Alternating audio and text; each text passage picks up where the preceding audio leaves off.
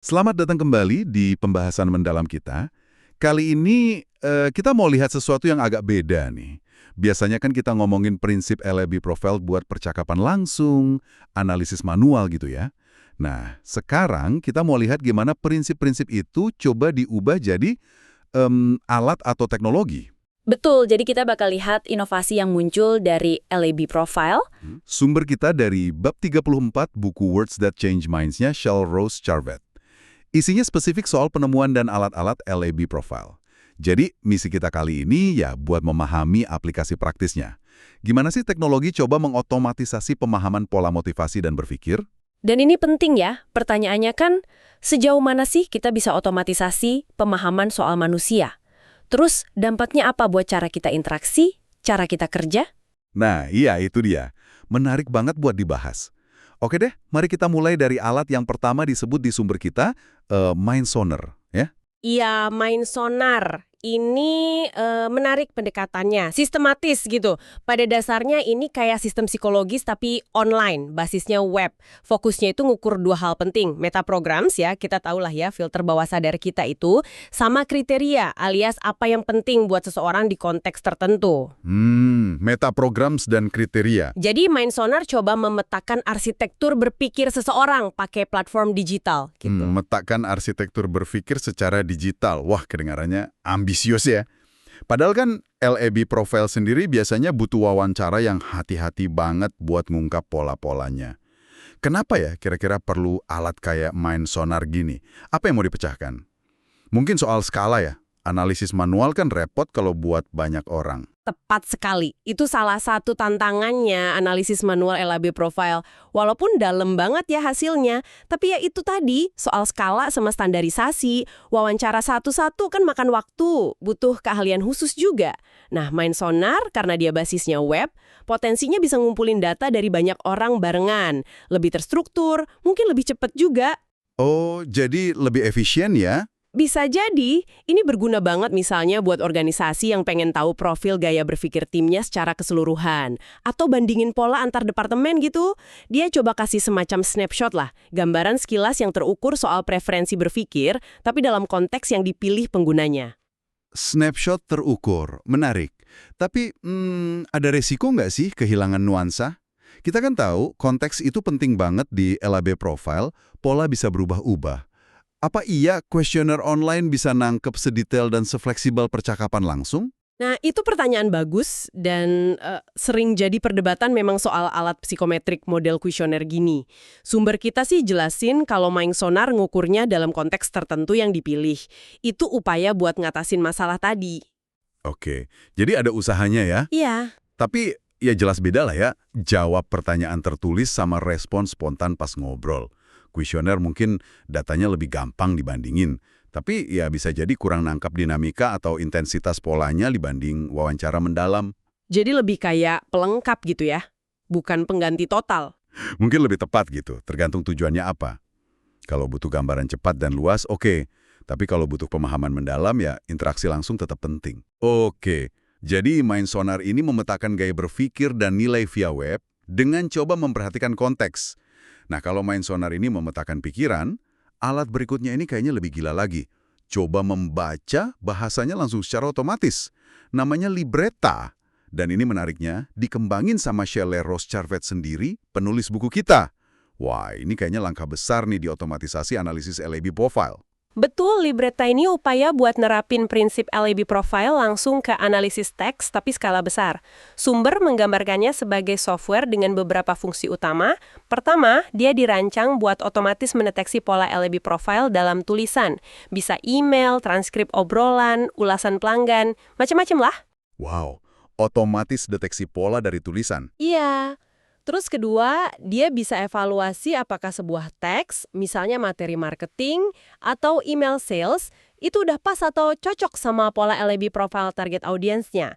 Dan ketiga, ini yang relevan banget di era big data, Libreta bisa ngumpulin dan analisis data LAB profile dari teks yang jumlahnya banyak banget, jadi bisa kasih insight soal pola motivasi kelompok besar. Keren sih. Mendeteksi pola bahasa secara otomatis. Ini pasti teknologinya canggih banget ya di belakangnya. Tentu saja, Sumber nyebutin kalau libreta ini dikembangin bareng ilmuwan linguistik komputasional top. Itu bidang ilmu yang fokus gimana komputer bisa proses dan paham bahasa manusia. Dan ditekankan juga, teknologi di baliknya ini solid.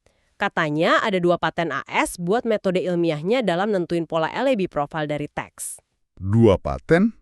Wah, serius berarti ya? Kemampuannya katanya bisa baca aliran teks tak terbatas barengan. Dan sekarang udah ada sebagai plugin buat Outlook 365. Jadi coba diintegrasiin ke kerjaan sehari-hari. Oh, udah ada plug-innya buat Outlook. Makin praktis ya kelihatannya. 2 paten dan kerjasama sama ahli linguistik komputasional emang nunjukin risetnya serius ya. Sumber juga nyebutin banyak banget potensi aplikasinya. Mungkin biar nggak kepanjangan, kita kelompokkan aja ya. Kayaknya fokusnya banyak di area marketing sama penjualan ya. Banget. Itu ditekankan sekali. Misalnya, ningkatin respons kampanye, optimalin iklan online biar lebih kena ke audiens, bahkan sampai personalisasi pesan berdasarkan pola yang kedeteksi.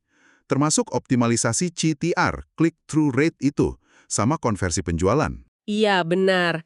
Aplikasi di marketing dan sales itu kuat banget. Bayangin aja potensinya. Bisa ngetes dulu copy iklan atau email blast ke profil LAB profile target audience sebelum dilempar. Atau bahkan nyesuaiin pesan secara dinamis. Wah, itu bisa naikin relevansi banget ya. Pastinya, efektivitasnya bisa lebih tinggi. Terus, ada juga potensi besar di layanan pelanggan. Sumber nyebut libreta bisa deteksi pola secara real-time pas interaksi chatbot atau live chat. Jadi responsnya bisa lebih pas sama gaya komunikasi pelanggan. Oh, jadi chatbotnya bisa lebih ngertiin gitu ya, nggak kaku kayak biasanya. Harapannya gitu.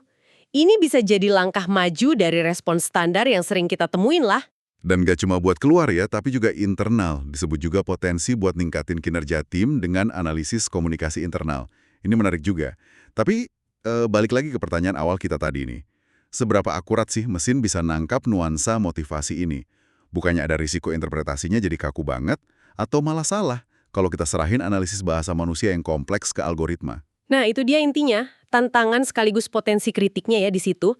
Di satu sisi, kemampuannya ngolah data yang banyak banget, yang nggak mungkin dianalisis manual sama manusia, itu buka wawasan baru. Kita bisa lihat tren pola motivasi ribuan pelanggan yang tadinya nggak kelihatan. Iya sih, skala big data itu kekuatannya ya. Tapi di sisi lain, bahasa kan penuh ambiguitas, sarkasme, konteks budaya, subteks emosi. Itu mungkin susah ditangkap sepenuhnya sama algoritma, secanggih apapun linguistik komputasionalnya. Risiko simplifikasi berlebihan atau salah interpretasi itu pasti ada. Paten mungkin nunjukin metode ilmiahnya, tapi efektif nggaknya di dunia nyata? Ya tergantung banyak faktor. Kualitas data inputnya, terus gimana hasil analisisnya ditafsirkan dan dipakai sama manusia.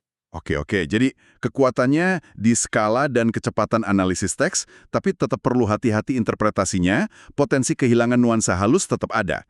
Ini membawa kita ke alat ketiga yang disebut di sumber, pendekatannya agak beda. Lebih personal mungkin ya, namanya juga unik, Husband Motivator TM. Sumbernya bahkan ngasih catatan joke alert, gitu ya, soal namanya. Iya, namanya emang agak provokatif ya, mungkin sedikit humoris, ngingetin ke stereotip usaha motivasi pasangan gitu. Tapi ya seperti ditekankan di sumbernya, alat ini dirancang buat bantu motivasi siapapun, nggak cuma suami kok. Dan inti sebenarnya itu serius banget dan pas banget sama prinsip dasar LAB profile, yaitu pentingnya konteks. Konteks lagi ya? Iya, ini aplikasi yang fokus utamanya ngasih strategi motivasi yang disesuaikan sama situasi spesifik. Fokus ke konteks. Ini menarik nih. Kita kan tahu dari LAB profile, kalau pola motivasi orang itu nggak statis, bisa banget berubah tergantung situasinya. Gimana aplikasi ini secara konkret nerapin prinsip konteks itu? Cara kerjanya cukup terstruktur sih. Pengguna aplikasi ini pertama milih dulu dari 7 konteks utama yang udah ditentuin. Aktivitas kayak hobi atau olahraga, terus pekerjaan rumah tangga, hubungan intim, keluarga, pekerjaan karir, kesehatan, sama keuangan. Oh, jadi ada kategori-kategorinya gitu ya? Betul, ini area-area kehidupan yang umum lah di mana isu motivasi sering muncul. Nah, setelah milih konteks utama, pengguna bisa milih lagi subkonteks yang lebih spesifik di dalamnya. Berdasarkan pilihan konteks dan subkonteks ini, aplikasinya bakal ngasih saran atau strategi motivasi yang dirancang khusus buat situasi itu. Dasarnya ya pola lab profiling, yang kemungkinan besar relevan atau efektif di konteks tersebut. Oh, jadi bukan ngasih profil umum orangnya, tapi lebih kayak resep motivasi yang beda-beda tergantung masakan apa yang mau dibuat. Misalnya, motivasi buat bersihin garasi, ya beda sama motivasi buat cari kerja baru, gitu ya. Tepat. Kenapa ya penekanan konteks ini penting banget di sini? Apa bedanya sama tips motivasi generik biasa? Wah, penting banget penekanan konteks ini, karena ya itulah inti kekuatan prediktif LAB profile itu. Banyak alat atau teori kepribadian lain kan ngasih profil yang cenderung statis, seolah-olah orang tuh selalu begitu. LAB profile justru mengakui dan menekankan kalau perilaku dan motivasi kita itu sangat dipengaruhi situasi di mana kita berada. Iya juga ya. Nah, aplikasi Husband Motivator TM ini secara eksplisit menjalankan prinsip itu. Dia nggak coba diagnosis tipe orang secara permanen, tapi ngasih panduan taktis berdasarkan situasi yang dihadapi. Ini bikin dia lebih dinamis dan potensinya lebih relevan buat aplikasi sehari-hari dibanding pendekatan yang satu ukuran cocok semua. Menarik banget. Bahkan kalaupun nggak pakai aplikasinya langsung ya, pola pikir di baliknya itu loh, yaitu selalu mikirin konteks spesifik pas mau komunikasi atau motivasi orang, itu pelajaran berharga banget dari LAB Profile itu sendiri. Setuju. Jadi, ketiga alat ini, Mind Sonar yang memetakan gaya berpikir via web, Libreta yang analisis bahasa tertulis skala besar, dan Husband Motivator TM yang kasih strategi motivasi berbasis konteks via aplikasi. Semuanya kayaknya usaha buat bikin insight LLP Profile jadi lebih gampang diakses, lebih bisa diskalakan, atau lebih praktis dipakai. Nah, balik ke pertanyaan awal kita tadi. Apa implikasinya nih dari usaha otomatisasi pemahaman motivasi ini buat Anda, pendengar kita? Implikasinya lumayan luas ya, dan berlapis-lapis. Di permukaan ya jelas ada janji efisiensi sama jangkauan yang lebih luas. Kemampuan analisis ribuan respons survei pakai Mind Sonar, atau jutaan email pelanggan pakai Libreta, atau dapat saran motivasi instan pakai Husband Motivator, semua ini kan nawarin hemat waktu dan sumber daya yang lumayan. Betul, efisiensi itu pasti daya tarik utamanya. Ini bisa buka kemungkinan baru di riset pasar, manajemen SDM, komunikasi marketing, bahkan di hubungan interpersonal kita. Bayangin, bisa nyesuaiin program training internal berdasarkan profil gaya berpikir tim dari Mind Sonar, atau bikin kampanye layanan publik yang lebih efektif pakai analisis Libreta. Potensi efisiensi dan aplikasi baru itu jelas kelihatan ya. Tapi, kayak yang kita singgung tadi, selalu ada sisi lain dari otomatisasi. Apalagi kalau menyangkut pemahaman manusia. Apa aja potensi kelemahan atau risiko yang perlu kita pikirkan? Nah, ini membawa kita ke refleksi yang lebih dalam lagi nih. Pertama ya soal kualitas pemahamannya. Apa iya analisis otomatis yang mungkin basisnya algoritma dan data terstruktur bisa benar-benar nangkap kedalaman dan kompleksitas motivasi manusia? Motivasi kan sering implisit, emosional, kontekstual banget. Iya. Manusia kan rumit ya. Apa kita malah berisiko mereduksi manusia jadi sekumpulan data aja? Kehilangan empati, pemahaman intuitif yang datang dari interaksi langsung. Kedua, ada isu soal pengembangan skill kita sendiri. Kalau kita terlalu bergantung sama alat buat baca orang lain, jangan-jangan kita jadi kehilangan kemampuan alami kita buat dengerin aktif, amati bahasa tubuh, nangkap isyarat halus.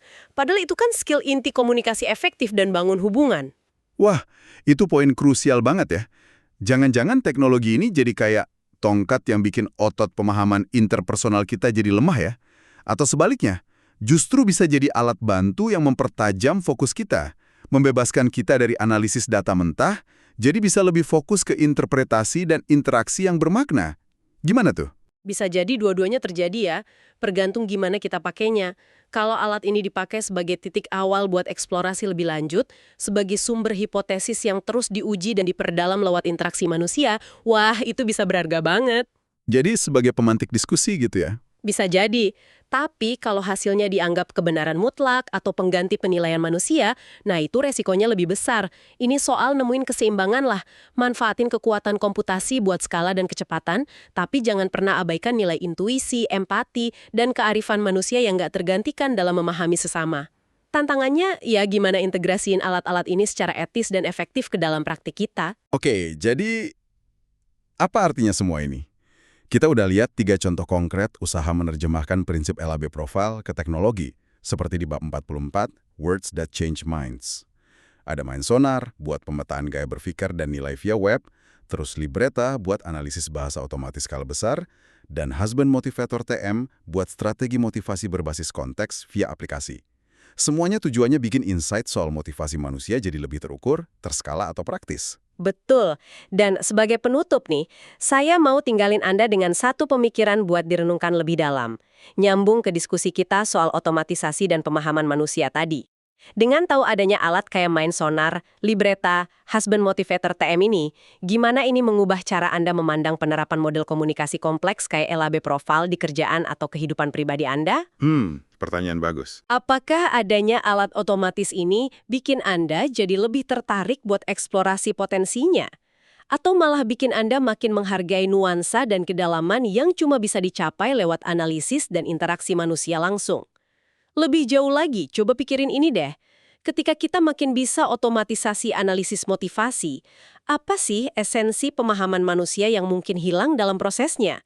Di mana kita mesti nalik batas antara manfaatin kecanggihan teknologi sama menjaga dan mengasah inti kemanusiaan kita, intuisi, empati, kemampuan buat benar-benar lihat dan dengar orang lain di luar data dan pola. Wah, itu pertanyaan-pertanyaan penting banget yang kayaknya pas buat kita bawa pulang dan renungkan ya. Terima kasih banyak sudah menyimak pembahasan mendalam kita kali ini. Sampai jumpa lagi di kesempatan berikutnya.